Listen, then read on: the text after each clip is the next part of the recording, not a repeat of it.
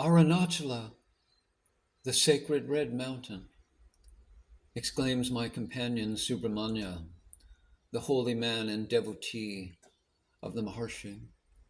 And noticing the direction of my gaze, a fervent expression of adoration passes across his face. He is momentarily wrapped in ecstasy, like some medieval saint. I ask him, does the name mean anything? I have just given you the meaning, he replies with a smile. The name is composed of two words, Aruna and Achala, which mean red mountain. And since it is also the name of the presiding deity of the temple, its full translation should be Sacred Red Mountain. Then where does the holy beacon come in? Once a year the temple priests celebrate their central festival. Immediately that occurs within the temple. A huge fire blazes out on top of the mountain, its flames being fed with vast quantities of butter and camphor, he says. It burns for many days and can be seen for many miles around. Whoever sees it at once prostrates himself before it. It symbolizes the fact that this mountain is sacred ground, overshadowed by a great deity. The hill now towers over our heads. It is not without its rugged grandeur, this lonely peak patterned with red, brown, and gray boulders, thrusting its flat head thousands of feet into the pearly sky. Whether the holy man's words have affected me, or whether for some unaccountable cause, I find a queer feeling of awe arising in me as I meditate upon the picture of the sacred mountain, as I gaze up wonderingly at the steep incline of Arunachala. Do you know, whispers my companion, that this mountain is not only esteemed holy ground, but the local traditions dare to assert that the gods placed it there to mark the spiritual center of the world. This little bit of legend forces me to smile. How naive it is. At length I learn that we are approaching the Maharshi's hermitage. We turn aside from the road and move down a rough path which brings us to a thick grove of coconut and mango trees. We cross this until the path suddenly comes to an abrupt termination before an unlocked gate. The driver descends, pushing the gate open, and then drives us into a large unpaved courtyard. I stretch out my cramped limbs, descend to the ground, and look around. The cloistered domain of the Maharshi is hemmed in at the front by closely growing trees and a thickly clustered garden. It is screened at the back and side by hedgerows of shrub and cactus, while away to the west stretches the scrub jungle and what appears to be a dense forest. It is most picturesquely placed on a lower spur of the hill. Secluded and apart, it seems a fitting spot for those who wish to pursue profound themes of meditation. Two small buildings with thatched roofs occupy the left side of the courtyard. Adjoining them stands a long modern structure whose red-tiled roof comes sharply down into overhanging eaves. A small veranda stretches across a part of the front. The center of the courtyard is marked by a large well.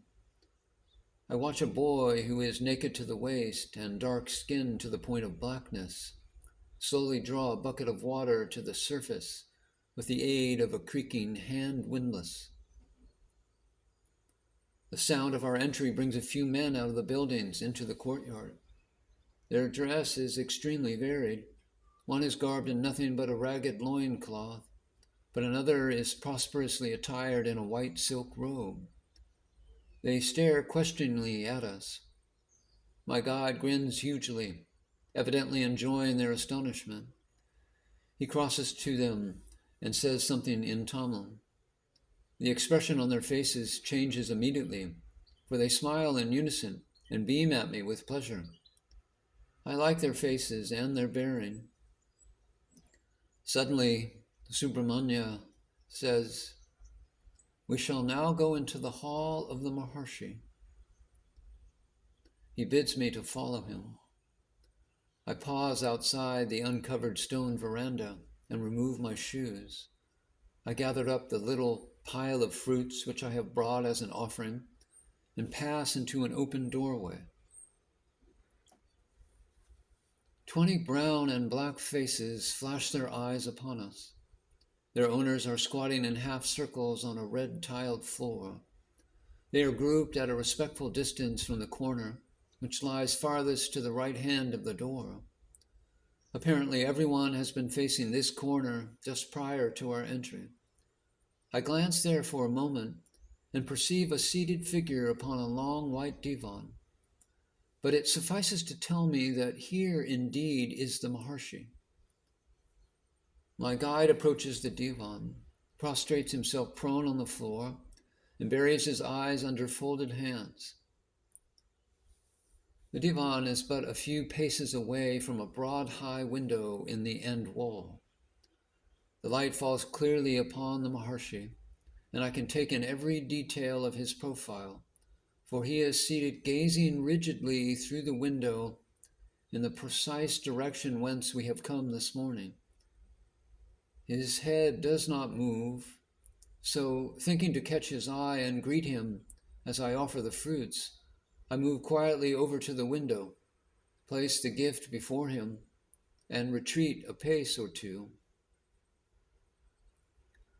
A small brass brazier stands before his couch. It is filled with burning charcoal, and a pleasant odor tells me that some aromatic powder has been thrown on the glowing embers. Close by is an incense burner filled with joss sticks. Threads of bluish-gray smoke arise and float in the air, but the pungent perfume is quite different. I fold a thin cotton blanket upon the floor and sit down, gazing expectantly at the silent figure in such a rigid attitude upon the couch. The Maharshi's body is almost nude, except for a thin, narrow loincloth, but that is common enough in these parts. His skin is slightly copper-colored, yet quite fair in complexion, with that of the average South Indian. I judge him to be a tall man, his age somewhere in the early 50s. His head, which is covered with closely cropped gray hair, is well formed. The high and broad expanse of forehead gives intellectual distinction to his personality. His features are more European than Indian. Such is my first impression. The couch is covered with white cushions, and the Maharshi's feet rest upon a magnificently marked tiger skin. Pin-drop silence prevails throughout the long hall. The sage remains perfectly still, motionless, quite undisturbed at our arrival. A swarthy disciple sits on the floor at the other side of the divan. He breaks into the quietude by beginning to pull at a rope which works a puka fan made of bamboo matting. The fan is fixed to a wooden beam and suspended immediately above the sage's head. I listen to its rhythmic purring, the while I look full into the eyes of the seated figure in the hope of catching his notice. They are dark brown, medium size, and wide open, those eyes. If he is aware of my presence, he betrays no hint, gives no sign. His body is supernaturally quiet, as steady as a statue. Not once does he catch my gaze, for his eyes continue to look into remote space, and infinitely remote it seems. I find this scene strangely reminiscent. Where have I seen its like? I rummage through the portrait gallery of memory and find the picture of the sage who never speaks, that recluse whom I visited in his isolated cottage near Madras, that man whose body seemed cut from stone, so motionless it was. There is a curious similarity in this unfamiliar stillness of body, which I now behold in the Maharshi. It is an ancient theory of mine that one can take inventory of a man's soul from his eyes.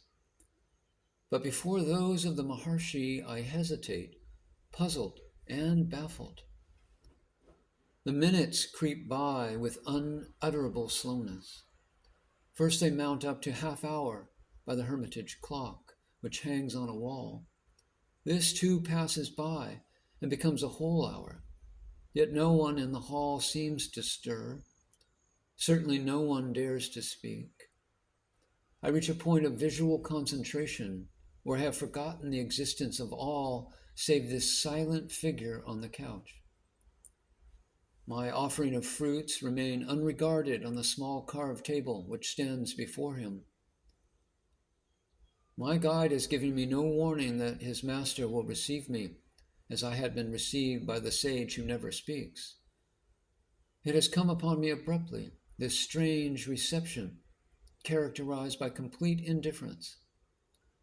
The first thought which would come into the mind of any European: is this man merely posing for the benefit of his devotees? This crosses my mind once or twice, but I soon rule it out. He is certainly in a trance condition, though my guide has not informed me that his master indulges in trances. The next thought which occupies my mind is this state of mystical contemplation nothing more than meaningless vacancy? This thought holds a longer sway, but I let it go for the simple reason that I cannot answer it. There is something in this man which holds my attention as steel filings are held by a magnet. I cannot turn my gaze away from him. My initial bewilderment, my perplexity at being totally ignored, slowly fade away as this strange fascination begins to grip me more firmly. But it is not till the second hour of the uncommon scene that I become aware of a silent, resistless change which is taking place within my mind. One by one, the questions which I had prepared in the train with such meticulous accuracy drop away.